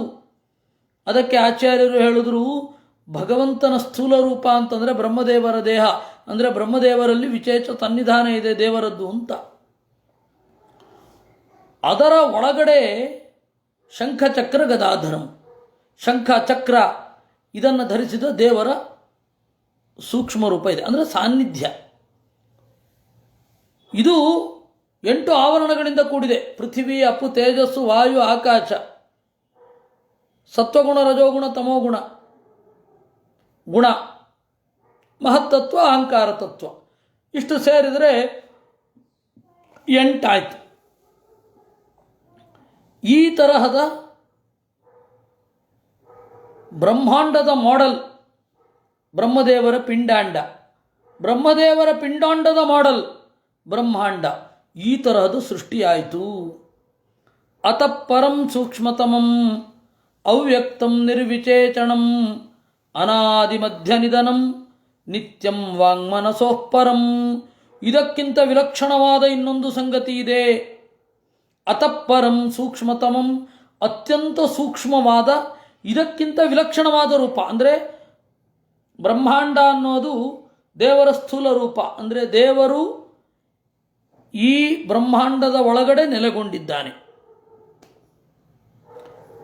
ಇದರಿಂದ ವಿಲಕ್ಷಣವಾದದ್ದು ಸೂಕ್ಷ್ಮ ರೂಪ, ಅಂದರೆ ದೇವರದ್ದೇ ದೇಹ ಅದು. ಅದಕ್ಕೆ ಹೇಳಿದ್ರು ಸೂಕ್ಷ್ಮತಮಂ ಅವ್ಯಕ್ತಂ, ಕಾಣೋದಿಲ್ಲ. ಅಲ್ಲ, ಈ ಬ್ರಹ್ಮಾಂಡದ ರೂಪವೇ ನಮಗಿನ್ನೂ ಅರ್ಥ ಆಗಿಲ್ಲ, ಬ್ರಹ್ಮಾಂಡವೇ ಅರ್ಥ ಆಗಿಲ್ಲ, ಸ್ಥೂಲ ರೂಪ ಇನ್ನು ಸೂಕ್ಷ್ಮ ರೂಪ ಹೇಗೆ ಅರ್ಥ ಆಗಬೇಕು? ಎಲ್ಲಕ್ಕಿಂತ ಬಿಡಿ, ನಮಗೆ ನಾವೇ ಅರ್ಥ ಆಗಿಲ್ಲ. ಇದು ಭಾಗವತ ಹೇಳಿದ್ಮೇಲೆ ಹೌದಲ್ವಾ, ಈ ಉತ್ಕಟವಾದ ಒಳಗಿನ ಬಯಕೆಯಿಂದ ಹೊರಗಡೆಯ ಅವಯವಗಳು ರೂಪುಗೊಂಡಿತು ಅಂತ ಅನ್ನೋದೇ ನಮಗೆ ಶಾಕಿಂಗು. ಒಬ್ಬ ಮಹತ್ತತ್ವಾಭಿಮಾನಿಯಾದ ಬ್ರಹ್ಮದೇವರ ಉತ್ಕಟವಾದ ಬಯಕೆಯಿಂದ ಈ ತರಹದ ದೇಹದ ವಿನ್ಯಾಸ ಬಂದಿದೆ ಅಂತಂದರೆ ಅದೊಂದು ಅಚ್ಚರಿ ಅಲ್ವಾ? ಹೀಗಾಗಿ ಅವ್ಯಕ್ತಂ ಅಂದರು. ಸೂಕ್ಷ್ಮವಾದ ಶರೀರ ಯಾವತ್ತೂ ಕೂಡ ಅವ್ಯಕ್ತ, which is subtle to the core. ನಿರ್ವಿಚೇಚಣಂ, ವಿಶೇಷಣ ಅಂತಂದರೆ ಅಧಿಕ, ನಿರ್ವಿಚೇತನ ಅಂತಂದರೆ ನಿರತಿಶಯಂ ಅಂತ. ಇದನ್ನು ಮೀರಲಿಕ್ಕೆ ಆಗೋದಿಲ್ಲ. ಯಾರು ದೇವರನ್ನು ಮೀರುವವರಿದ್ದಾರೆ? ನಿರ್ವಿಶೇಷಣ ಅಂದರೆ ವಿಶೇಷಣ ಇಲ್ಲದೆ ಇರೋದು ಅಂತ ಅರ್ಥ ಅಲ್ಲ. ಯಾಕೆಂದರೆ ಇಲ್ಲಿ ತನಕ ಕೊಟ್ಟಿದ್ದೆಲ್ಲ ಇದು ವಿಶೇಷಣವೇ. ಪರತ್ವ ಅನ್ನೋದು ವಿಶೇಷಣ, ಸೂಕ್ಷ್ಮತಮತ್ವ ಅನ್ನೋದು ವಿಶೇಷಣ. ಅದಕ್ಕೆ ಆಚಾರ್ಯರು ಹೇಳಿದ್ರು, ನಿರ್ವಿಶೇಷಣ ಅಂದರೆ ಇದಕ್ಕಿಂತ ಮಿಗಿಲಾದದ್ದು ಯಾವುದೂ ಇಲ್ಲ ಅಂತ ಅರ್ಥ. ನಿರತಿಶಯ. ಹೇಗೆ ನಿರತಿಶಯ ನೋಡಿ, ಅಸ್ಯ ಕಾವ್ಯಸ್ಯ ಕವಯೋ ನ ಸಮರ್ಥ ವಿಚೇಚಣೆ ಇತಿವತ್ ಅಂದರು. ಮಹಾಭಾರತದ ಬಗ್ಗೆ ಸ್ವಯಂ ವೇದವ್ಯಾಸರ ಒಂದು ಮಾತು ಇದೆ, ಅಸ್ಯ ಕಾವ್ಯಸ್ಯ ಕವಯೋ ನ ಸಮರ್ಥ ವಿಚೇಚಣೆ ಅಂತ. ಈ ಮಹಾಭಾರತವೆಂಬ ಕಾವ್ಯವನ್ನು ಮೀರಲಿಕ್ಕೆ ಯಾವ ಕಾವ್ಯದಲ್ಲಿಯೂ ಆಗೋದಿಲ್ಲ. ಅಸ್ಯ ಕಾವ್ಯಸ್ಯ ಕವಯೋ ನ ಸಮರ್ಥ ವಿಚೇಚಣೆ, ಅಲ್ಲಿ ವಿಚೇಚಣೆ ಅಂದರೆ ಮೀರೋದು ಅಂತ. ಅದೇ ವಿಶೇಷಣ ಇಲ್ಲಿ ಅರ್ಥ, ನಿರ್ವಿಶೇಷಣಂ ಅಂತ. ಅಮುನಿ ಭಗವದ್ರೂಪೇ ಮಯಾ ತೇ ಹ್ಯನಿವರ್ಣಿತೆ ಉಭೇ ಅಪಿ ನ ಗೃಹಂತಿ ಮಾಯಾ ಸೃಷ್ಟೇ ವಿಪಶ್ಚಿತಃ. ಅಮುನಿ ಭಗವದ್ರೂಪೆ, ಹೀಗೆ ಸೂಕ್ಷ್ಮ ಸ್ಥೂಲ ರೂಪಗಳನ್ನು ನಾನು ನಿನಗೆ ವರ್ಣನೆ ಮಾಡಿದ್ದೇನೆ. ಮಾಯಾ ಸೃಷ್ಟೇ, ದೇವರ ಇಚ್ಛೆಯಿಂದ ಸೃಷ್ಟವಾದ ಈ ಸ್ಥೂಲ ರೂಪ ಮತ್ತು ಜ್ಞಾನಿಗಳಿಗೆ ಮಾತ್ರ ಅಭಿವ್ಯಕ್ತ ಆಗುವ ಈ ಸೂಕ್ಷ್ಮ ರೂಪ, ಇವೆರಡನ್ನೂ ಅವಿಪಶ್ಚಿತ ಅಜ್ಞಾನಿಗಳು ನಗೃಣ್ಣಂತಿ ತಿಳಿಯುವುದಿಲ್ಲ. ಎರಡೂ ಗೊತ್ತಿರಲ್ಲ. ದೇವರು ಗೊತ್ತಿಲ್ಲ, ಸರಿ, ಜಗತ್ತು ಗೊತ್ತಾಗತ್ತೋ? ಇಲ್ಲ. ದೇವರ ಅರಿವಿಲ್ಲದೆ ಜಗತ್ತು ಸ್ಫುಟವಾಗಿ ಅರ್ಥ ಆಗಲ್ಲ. ಅಲ್ಲ, ಕೆಲಸ ಮಾಡ್ತಾ ಇದೆಯಲ್ಲ, ಫಲ ಕೊಡೋದು ಬೇರೆ. ಜಡವನ್ನು ನಮಗೆ ಬೇಕಾದ ಹಾಗೆ ಟೇಮ್ ಮಾಡಿ, ಪ್ರಯೋಗ ಮಾಡಿ, ಅದರ ಸೂಕ್ಷ್ಮಗಳನ್ನು ತಿಳಿದು ಅದನ್ನು ಪ್ರಯೋಗ ಮಾಡೋದು ಬೇರೆ. ಪ್ರಯೋಗ ಮಾಡಿ ಜಡವನ್ನು ನಮ್ಮ ಇಚ್ಛೆಗೆ ಅನುಕೂಲವಾಗಿ ಮಾಡ್ಕೊಳ್ಳೋದು ಬೇರೆ, ಆದರೆ ಅರ್ಥ ಮಾಡ್ಕೊಳ್ಳೋದು ಬೇರೆ. ಅಪವಾದಗಳು ಯಾಕಾಯಿತು ಅಂತ. ಸವಾಚ್ಯವಾಚಕತೆಯ ಭಗವಾನ್ ಬ್ರಹ್ಮರೂಪದೃಕ್ ನಾಮರೂಪ ಕ್ರಿಯಾಧತ್ತೆ ಸಕರ್ಮ ಕರ್ಮಕಪ್ಪರಃ. ಅವನು ವಾಚ್ಯನಾಗಿ ವಾಚಕನಾಗಿ, ದೇವರು ಎಲ್ಲ ಶಬ್ದಗಳಿಂದ ವಾಚ್ಯ, ಎಲ್ಲ ಗುಣಗಳು ಅವನಲ್ಲಿ ಇವೆ. ಆದರೆ ಎಲ್ಲ ಶಬ್ದಗಳನ್ನು ವ್ಯವಹಾರಕ್ಕಾಗಿ ಆಯಾ ವಸ್ತುಗಳಿಗೆ ಹಂಚಿ ಜಗತ್ತಿಗೆ ಭಾಷೆಯನ್ನು ಹೇಳಿಕೊಟ್ಟವ. ಅದರಿಂದಾಗಿ ಅವನು ವಾಚಕ. ಅವನು ಬ್ರಹ್ಮರೂಪದೃಕ್, ಬ್ರಹ್ಮ ರೂಪವನ್ನು ತಳೆದಿದ್ದಾನೆ, ಅಂದರೆ ಬ್ರಹ್ಮದೇವರ ಅಂತರ್ಯಾಮಿಯಾಗಿದ್ದಾನೆ. ನಾಮರೂಪ ಕ್ರಿಯಾಧತ್ತೆ, ಜಗತ್ತಿನ ಒಂದು ವಸ್ತುವಿನ ನಾಮ, ಅದಕ್ಕೊಂದು ರೂಪ, ಅದರ ಒಳಗಡೆ ಇರುವ ಕ್ರಿಯೆ, ಅದೆಲ್ಲವನ್ನೂ ತಿಳಿದು ಇರ್ತಾನೆ. ಸಕರ್ಮ ಅಕರ್ಮಕ ಪರಹ, ಅವನು ಸಕರ್ಮ, ಕರ್ತೃ, ಅಕರ್ಮಕ. ಅವನ ಕೆಲಸಗಳಿಗೆ ಯಾರೂ ಈ ತನಕ ಬೆಲೆ ಕಟ್ಟಲಿಕ್ಕೆ ಬರಲ್ಲ, ಅವನಿಗೆ ಪ್ರಯೋಜನವೂ ಇಲ್ಲ. ಅದರಿಂದಾಗ ಅವನನ್ನು ಅಕರ್ಮಕ ಅಂತ ಅನ್ನೋದು, ಬೇರೆ ಅಲ್ಲ. ಪ್ರಜಾಪತೀನ್ಮನೂನ್ ದೇವಾನ್ ಋಷೀನ್ ಪಿತೃಗಣಾನ್ ಪೃಥಕ್ ಸಿದ್ಧಾಚಾರಣ ಗಂಧರ್ವಾನ್ ವಿದ್ಯಾದ್ರಾತುರ ಗುಹ್ಯಕಾನ್. ಈ ಶ್ಲೋಕದಲ್ಲಿ ಕ್ರಿಯಾಪದವೇ ಇಲ್ಲ. ಪ್ರಜಾಪತಿಗಳನ್ನು, ಮನುಗಳನ್ನು, ದೇವತೆಗಳನ್ನು, ರುಚಿಗಳನ್ನು, ಪಿತೃಗಣಗಳನ್ನು, ಸಿದ್ಧರನ್ನು, ಚಾರಣರನ್ನು, ಗಂಧರ್ವರನ್ನು, ವಿದ್ಯಾಧರರನ್ನು, ಅಸುರರನ್ನು, ಗುಹ್ಯಕರನ್ನು ಏನು ಆಚಾರ್ಯರು ಹೇಳಿದ್ರು? ಹಿಂದಿನ ಶ್ಲೋಕದ ಅನ್ವಯ ತೆಗೆದುಕೊಳ್ಬೇಕು, ಧತ್ತೆ ಅಂತ. ಅಷ್ಟೇ ಆಚಾರ್ಯರ ಭಾಷ್ಯ.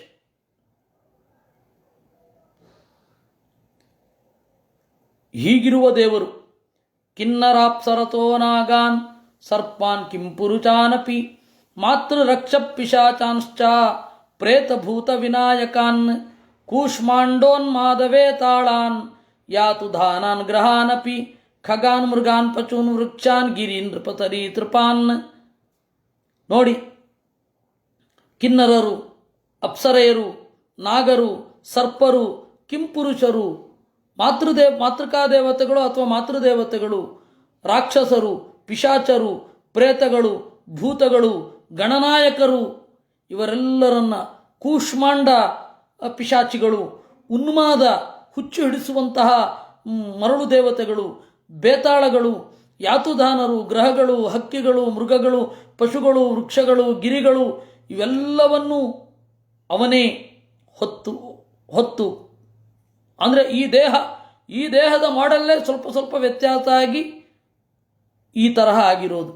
ವಿವಿಧ ಚತುರ್ವಿಧ ಏನ್ಯೇ ಜಲಸ್ಥಲ ನಭೌಕತಃ ಕುಶಲ ಮಿಶ್ರಾಣಾಂ ಕರ್ಮಾಣಾಂ ಗತಯಸ್ತ್ವಿಮಾಂ. ಇನ್ನು ಹೀಗೆಯೇ ತರತರಹದ 4 ತರಹದ ಪ್ರಾಣಿಗಳು, ಅದನ್ನು ನಾವು ನೋಡಿದ್ದೇವೆ. ಸ್ವೇದಜ, ಉದ್ಭಿಜ್ಜ, ಅಂಡಜ, ಜಾರುಜ ಅಂತ 4 ತರಹದ ಪ್ರಾಣಿಗಳಿರೋದು. ಇನ್ನು ಇವುಗಳ ಮನೆಯೋ ಬೇರೆ ಬೇರೆ ರೀತಿ. ನೀರಿನಲ್ಲಿ ಇರುವ ಪ್ರಾಣಿಗಳು ಕೆಲವು, ಇನ್ನು ಸ್ಥಳದಲ್ಲಿ ಇರುವವುಗಳು, ನಭೌಕ ಸಹ ಆಗಸದಲ್ಲಿ ಮನೆ ಮಾಡಿಕೊಂಡ ಪ್ರಾಣಿಗಳು. ಹೌದು, ತಟ್ಟಿಯವರ ಪ್ರಶ್ನೆ, ಹಿಂದೆ ಬ್ರಹ್ಮರೂಪಕ್ಕೆ ವಿರಾಟ್ ರೂಪ ಅಂತ ಅರ್ಥೈಸಿದ್ದೆವು ಅಂತ. ಹೌದು, ಅದರ ಅಂತರ್ಯಾಮಿಯಾದ ದೇವರನ್ನು ಬ್ರಹ್ಮ ಅಂತ ಕರೆಯೋದು, ಅದರ ಹೊರಗಡೆ ಅಭಿಮಾನಿಯಾಗಿರ್ತಕ್ಕಂಥವನನ್ನು ಬ್ರಹ್ಮ ಅಂತ ಕರೆಯೋದು. ಬೇರೆ ಈ ಎರಡೂ ಅರ್ಥಗಳನ್ನು ಮಾಡಬೇಕು ಅನ್ನುವಾಗ ಬ್ರಹ್ಮ ಅಂತ ಹೇಳಿದಾಗ ಈ ಅಂತರ್ಯಾಮಿ ಈ ಎರಡಕ್ಕೂ ಅನ್ವಯವಾಗದಿದ್ದಾಗ ಬ್ರಹ್ಮ ಅಂತ ಅರ್ಥ ಮಾಡೋದು, ಅಂದರೆ ನಾರಾಯಣ ಅಂತ ಅರ್ಥ ಮಾಡೋದು. ಆ ಅನ್ವಯ ಹೇಗೆ ಇರುತ್ತೆ? ಗುಣಗಳನ್ನು ನೋಡಿಕೊಂಡು ನಾವು ವಸ್ತುವನ್ನು ಗುರುತಿಸೋದು. ಸತ್ವಂ ರಜಸ್ತಮ ಇತಿ ತಿಸ್ರಸ್ಸುರ ನೃನಾರಕಾ ತತ್ರಾಪ್ಯೇಕೈಕಚೋ ರಾಜನ್ ಭಿದ್ಯಂತೆ ಗತಯಸ್ತ್ರಿಧಾ. ಸತ್ವಗುಣ, ರಜೋಗುಣ, ತಮೋಗುಣ ಈ ರೀತಿ ಮೂರು ಇರ್ತವೆ.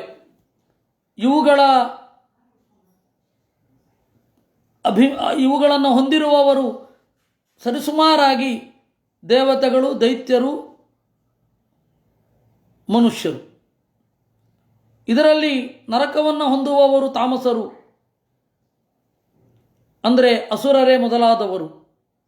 ಆನಂದವನ್ನು ಅನುಭವಿಸುವವರು ಸುರರು, ನಡುವೆ ಇರುವವರು ನರರು. ಅದರಲ್ಲಿಯೂ ಕೂಡ ಮೂರು ಪ್ರಭೇದಗಳಿದೆ. ಯದೈವೈಕ ತಮೋನ್ಯಾಭ್ಯಾಂ ಸ್ವಭಾವ ಉಪಹನ್ಯತೆ ತದೈವೇದಂ ಜಗದ್ಧಾತ ಭಗವಾನ್ ಧರ್ಮರೂಪಧೃಕ್ ಪುಷ್ಣಾತಿ ಸ್ಥಾಪಯನ್ ವಿಶ್ವಂ ತಿರ್ಯಂಗ್ ನರಸುರಾತ್ಮಭಿಃ. ಯದೈವ ಏಕತಮಃ ಅನ್ಯಾಭ್ಯಾಂ, ಯಾವಾಗ ಸತ್ವಗುಣ ಉಳಿದ ಎರಡು ರಜೋಗುಣ ತಮೋಗುಣಗಳನ್ನು ಹೊಡೆಯುತ್ತೋ, ಯಾವಾಗ ರಜೋಗುಣ ತಮೋಗುಣಗಳು ಸತ್ವಗುಣವನ್ನು ಒತ್ತತ್ತೋ, ಇದನ್ನು ಬ್ಯಾಲೆನ್ಸ್ ಮಾಡ್ತಾ ಇರ್ತಾನೆ. ಒಂದು ಪ್ರಬಲವಾಗಿ ಇನ್ನೊಂದಾದಾಗ ಅದು ಯುಗಗಳ ಸತ್ವಗುಣ ರಜೋಗುಣ ತಮೋಗುಣಗಳನ್ನು ಹೊಡೆದು ನಿಂತಾಗ ಕೃತಯುಗ, ರಜೋಗುಣ ಸತ್ವಗುಣ ತಮೋಗುಣಗಳನ್ನು ನೆಲಕ್ಕೊತ್ತಿದಾಗ 1.5 ತ್ರೇತ ಮತ್ತು ದ್ವಾಪರ, ತಮೋಗುಣ ಮೇಲ್ಗಡೆ ಎದ್ದಾಗ ಕಲಿಯುಗ. ಇದರ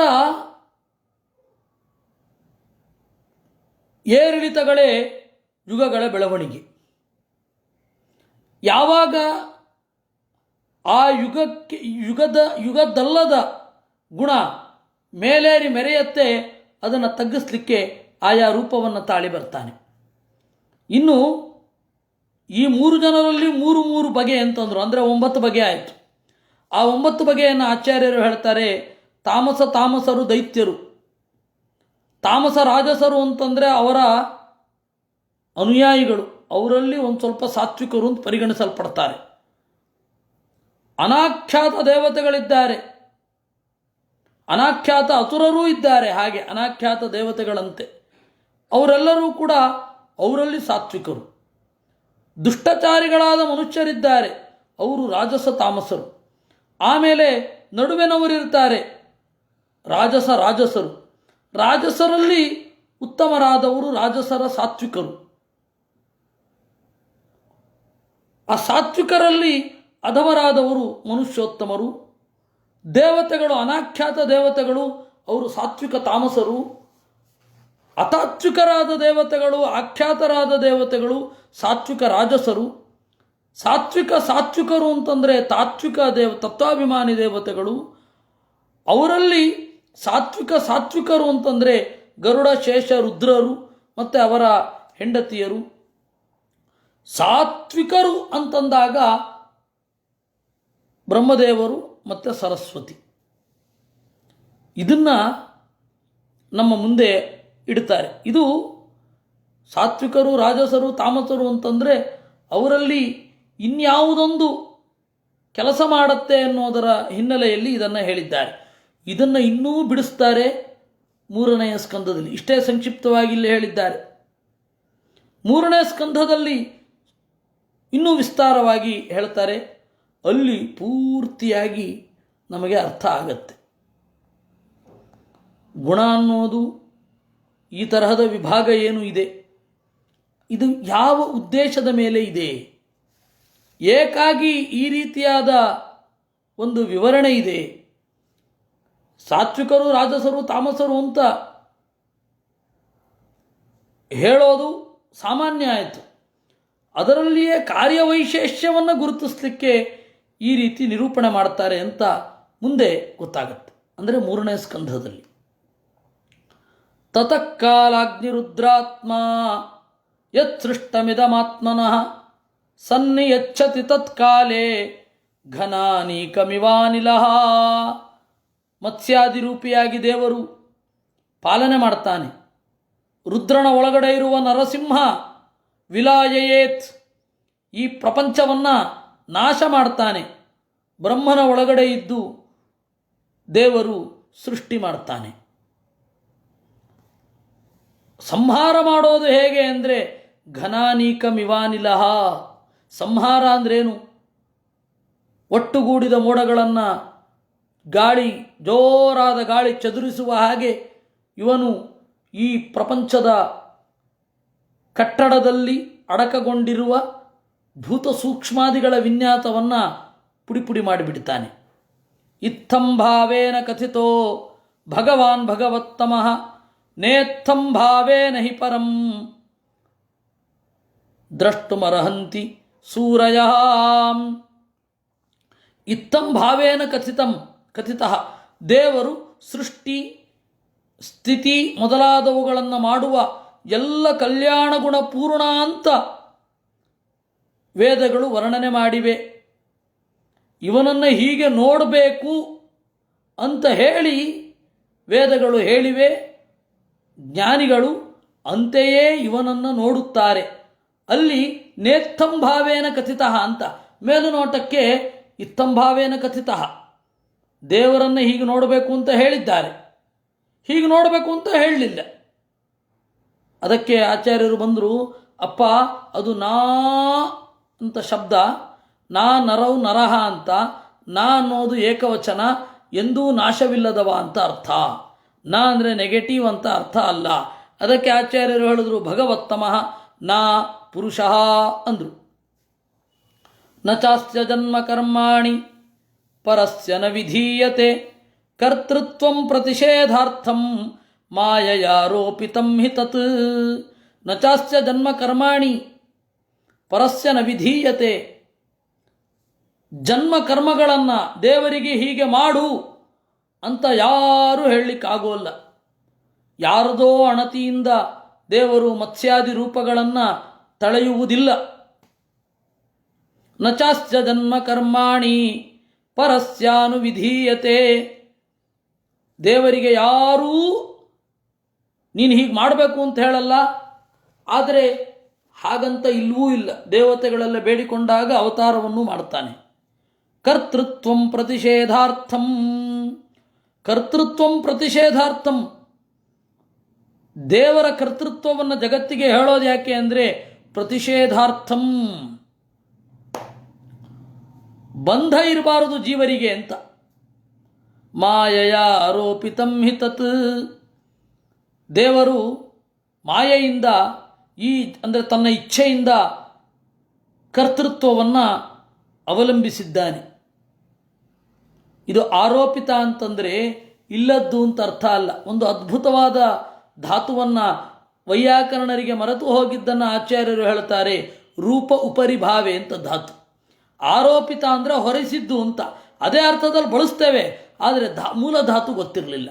ಪಾಣಿನೀಯರು ಹೇಳ್ತಾರೆ ರುಹಧಾತುವೇ ರೋಪಿತ ಅಂತ ರೂಪ ಆಗತ್ತೆ ಅಂತ. ಹಾಗಲ್ಲ ಅಂದರು ಆಚಾರ್ಯರು. ರೂಪ ಉಪರಿಭಾವೆ ಅಂತಲೇ ಧಾತು.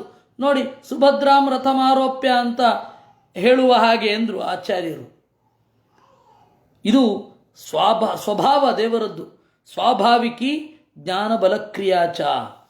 ಅಯಂತೆ ಬ್ರಹ್ಮಣ ಕಲ್ಪ ಸವಿಕಲ್ಪ ಉದಾಹೃತಃ ವಿಧಿ ಸಾಧಾರಣೋ ಯತ್ರ ಸರ್ಗ ಪ್ರಾಕೃತ ವೈಕೃತಾ ಅಯಂತು ಬ್ರಹ್ಮಣ ಕಲ್ಪ. ಇದು ಬ್ರಹ್ಮನ ಸೃಷ್ಟಿ. ಬ್ರಹ್ಮನ ಸೃಷ್ಟಿ, ಬ್ರಹ್ಮನಿಂದ ದೇವರು ಮಾಡಿಸಿದ ಸೃಷ್ಟಿ, ಅದರ ಉಪಾಂಗಗಳು ಇವುಗಳೆಲ್ಲ. ವಿಧಿ ಸಾಧಾರಣ, ಎಲ್ಲ ಕಲ್ಪಗಳಲ್ಲಿಯೂ ಹೀಗೇ ಇರುತ್ತೆ. ಪ್ರಾಕೃತ ವೈಕೃತ ಇದು ಹೀಗೇ ಇರುತ್ತೆ. ಪ್ರಾಕೃತ ಸೃಷ್ಟಿ, ವೈಕೃತ ಸೃಷ್ಟಿ. ಈ ಪ್ರಾಕೃತ ವೈಕೃತ ಅನ್ನುವ ಸೃಷ್ಟಿಯನ್ನು 3ನೇ ಸ್ಕಂಧದಲ್ಲಿ ನಿರೂಪಣೆ ಮಾಡಿದ್ದಾರೆ. ಈ 2ನೇ ಸ್ಕಂಧದ ಕಡೆಯ ಅಧ್ಯಾಯ ಏನಿದೆ, 3ನೇ ಸ್ಕಂಧದ ಚಿಂತನೆಯ ಸಂಕ್ಷಿಪ್ತ ರೂಪ. ಅಲ್ಲಿ ಇನ್ನೂ ಸ್ಫುಟವಾಗಿ ಹೇಳಿದ್ದಾರೆ. ಅದನ್ನು ನಾವಲ್ಲಿ ನೋಡಲಿದ್ದೇವೆ.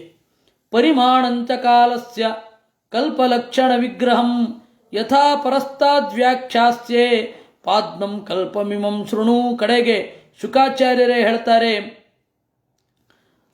ಕಾಲದ ಪರಿಣಾಮವನ್ನು, ಕಲ್ಪದ ಲಕ್ಷಣವನ್ನು, ಕಾಲದ ಬದಲಾವಣೆ, ಕಾಲದ ಸ್ವರೂಪವನ್ನು ನಾನು ಮುಂದೆ ಹೇಳ್ತೇನೆ ಅಂತ ಪರೀಕ್ಷಿದ್ರಾಜನಿಗೆ ಹೇಳಿದರು.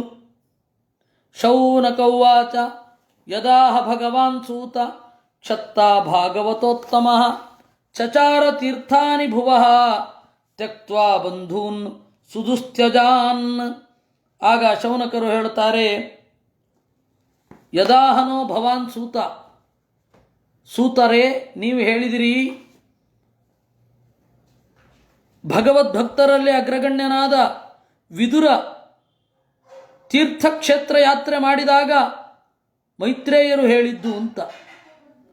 ಕುತ್ರ ಕೌಚಾರವೇಸ್ತಸ್ಯ ಸಂವಾದೋಧ್ಯಾತ್ಮ ಸಂಭವ ಯದ್ವಾತ ಭಗವಾನಸ್ತಸ್ಮೈ ಪೃಷ್ಟಸ್ತತ್ವಮುವಾಚ. ಕೌಶಾರವೇಹೇ, ಕುಶಾರವ ಅಂತ ಒಬ್ಬ ಋಷಿ, ಅವನ ಮಗ ಮೈತ್ರೇಯರು. ಆ ಮೈತ್ರೇಯರಿಗೂ ವಿದುರರಿಗೂ ಸಂವಾದ ಎಲ್ಲಿಂದ ಆಯಿತು, ಯಾವ ಪ್ರಮೇಯಗಳು ಅದರಿಂದ ಹೊರಗಡೆ ಬಂದವು ಅದನ್ನು ಹೇಳಿ. ಬ್ರೂಹಿನಸ್ತದಿದಂ ಸೌಮ್ಯ ವಿದುರಸ್ಯ ವಿಚೇಷ್ಟಿತಂ ಬಂಧುತ್ಯಾಗ ನಿಮಿತ್ತಂಚ ಯಥೈವಾಗತವಾನ್ ಪುನಃ. ವಿದುರನ ಎಲ್ಲ ಕ್ರಿಯೆಯನ್ನು ಹೇಳಿ, ಅವನು ಯಾಕೆ ತನ್ನ ಬಂಧುಗಳನ್ನು ತ್ಯಾಗ ಮಾಡಿ ಹೋದ, ಯಾಕೆ ಮತ್ತೆ ಬಂದ, ಇದೆಲ್ಲವನ್ನೂ ನಮಗೆ ನುಡಿಯಿರಿ. ಸೂತೌವಾಚ ರಾಜ್ಞಾ ಪರೀಕ್ಷಿತಾ ಪೃಷ್ಟೋ ಯದವಾದೀನ್ ಮಹಾಮುನಿ ತದ್ವೋಭಿಧಾಸ್ಯೆ ಶೃಣುತ ರಾಜ್ಞ ಪ್ರಶ್ನಾನುತಾರತಃ. ಪರೀಕ್ಷಿತ್ ಈ ರೀತಿ ಪ್ರಶ್ನೆ ಮಾಡಿದಾಗ ಮುನಿಗಳು, ಶುಕಮುನಿಗಳು ಏನನ್ನು ಹೇಳಿದರೋ ಅದನ್ನು ನಾನು ಹೇಳ್ತೇನೆ, ಕೇಳಿ, ನಿನ್ನ ಪ್ರಶ್ನೆಗನುಗುಣವಾಗಿ ಅವರ ಉತ್ತರವನ್ನು ಹೇಳ್ತೇನೆ ಅಂತ ಹೇಳುವಲ್ಲಿಗೆ ಇತಿ ಶ್ರೀಮದ್ಭಾಗವತೆ ಮಹಾಪುರಾಣೆ ಪಾರಮಹಂಸ್ಯಾಂ ಅಷ್ಟಾದಶಸಾಹಸ್ರ್ಯಾಂ ಸಂಹಿತಾಯಾಂ ವೈಯಾಸಕ್ಯಾಂ ದ್ವಿತೀಯ ಸ್ಕಂಧೆ ದಶಮೋಧ್ಯಾಯ. ಇಲ್ಲಿಗೆ ದ್ವಿತೀಯ ಸ್ಕಂಧ ಮುಗಿದಿದೆ. ಬ್ರಹ್ಮರೂಪಕ್ಕೆ ವಿರಾಟ್ ರೂಪ ಅಂತ ನಾನು ಅರ್ಥೈಸಿದ್ದು ನಾನಲ್ಲ, ಆಚಾರ್ಯರು ಆ ರೀತಿ ಅರ್ಥೈಸಿದ್ದು. ಯಾಕೆ ಹಾಗೆ ಅರ್ಥೈಸಿದ್ದು ಅಂತ ಹೇಳಿದರೆ, ಎಲ್ಲಿ ಪರಮಾತ್ಮನಿಂದ ಅನುಗೃಹೀತನಾಗಿ ಬ್ರಹ್ಮರೂಪ ಬಂತು ಅಂತ ಹೇಳ್ತಾರೋ ಅಲ್ಲಿ ವಿರಾಟ್ ರೂಪ ಅಂತ ಚಿಂತನೆ ಮಾಡಿದ್ದು. ಎಲ್ಲಿ ಬ್ರಹ್ಮನ ಒಳಗಡೆ ಇರುವ ರೂಪ ಬ್ರಹ್ಮನ ಅಂತರ್ಯಾಮಿ ಅಂತ ಬಂತೋ ಅಲ್ಲಿ ಚತುರ್ಮುಖ ಬ್ರಹ್ಮ, ಆ ಚತುರ್ಮುಖ ಬ್ರಹ್ಮದೇವರ ಅಂತರ್ಯಾಮಿಯಾದ ರೂಪ. ಯಾಕೆ ಅಂದರೆ ಗುಣಗಳನ್ನು ನೋಡಿಕೊಂಡು ನಾಮವನ್ನು ವ್ಯಾಖ್ಯಾನ ಮಾಡಬೇಕು ಅಂತ ಬ್ರಹ್ಮಸೂತ್ರದ ನಿಯಮ ಇದೆ. ಅದಕ್ಕನುಗುಣವಾಗಿ ಆಚಾರ್ಯರು ಆ ರೀತಿ ಅರ್ಥೈಸಿದ್ದು. ಇಷ್ಟರೊಂದಿಗೆ ಈ ಭಾಗವತ ದ್ವಿತೀಯ ಸ್ಕಂಧವನ್ನು ಕೇಳಿದ್ದನ್ನು ದೇವರಿಗೆ ಸಮರ್ಪಣೆ ಮಾಡೋಣ. ಕೃಷ್ಣಾರ್ಪಣಮಸ್ತು. ಅನೇನ ಭಾವಿಯತ್ ಪುಣ್ಯಂ ತದಾಪ್ನೋತು ಪಿತಾಮಮ. ನಾಳೆಯಿಂದ 3ನೇ ಸ್ಕಂಧ ಶುರು. ಈ 10ನೇ ಅಧ್ಯಾಯದ ಪೂರ್ಣ ವಿವರಣೆ ಬರುತ್ತೆ. ಇಲ್ಲಿ ತೀರಾ ಅಡಕವಾಗಿ ಹೇಳಿದ್ದಾರೆ, ಅಲ್ಲಿ ಬಿಡಿಸಿ ಹೇಳಿದ್ದಾರೆ. ಅದನ್ನು ನೋಡೋಣ. ಕೃಷ್ಣಾರ್ಪಣಮಸ್ತು.